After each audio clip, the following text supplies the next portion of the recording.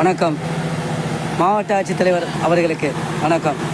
இது ராமநாதபுரம் மாவட்டம் பரமக்குடி வட்டம் மேலாயக்குடி கிராமத்துக்கு உட்பட்ட கம்மாயி.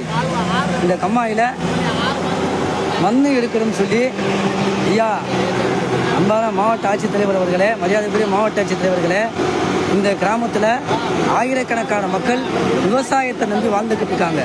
இந்த மக்களினுடைய வாழ்வாதாரமே விவசாயம்தான். ஆனால் அவங்க பண்ணுற விவசாயத்துக்கு மூலதாரம் இந்த கம்மாய். இந்த கம்மாய் வைகை ஆற்றுல தண்ணி வந்தால் கம்மா நிறையும். அந்த கம்மா நிறைஞ்சிச்சுன்னா அதை வச்சு இவங்க விவசாயம் பண்ணுவாங்க.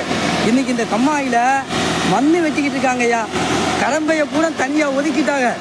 மேலே உள்ள கரம்பையை பூரா தனியாக ஒதுக்கிட்டுங்க ஐயா. ஐயா மேலே உள்ள கரம்பையை பூரா ஒதுக்கிட்டாங்க.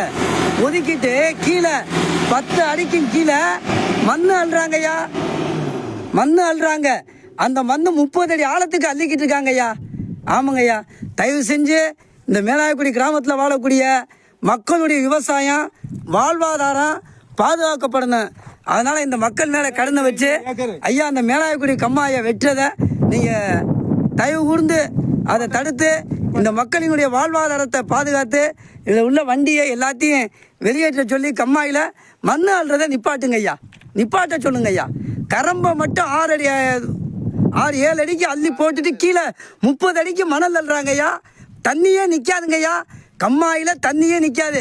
இந்த மக்கள் அப்புறம் விவசாயத்தை விட்டுட்டு ஊரை விட்டு போகணுங்க ஐயா.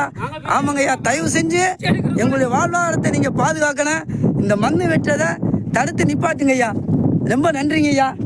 ரொம்ப நன்றிங்க ஐயா. நாங்களே உங்களை நேர சந்திப்போங்க ஐயா. எங்கள் கிராம மக்களினுடைய சார்பாக கிராம மக்கள் எல்லாரும் சந்திப்போங்க ஐயா. 30 அடிக்கு அள்ளியிருக்காங்க ஐயா. 30 அடிங்க ஐயா மணல்.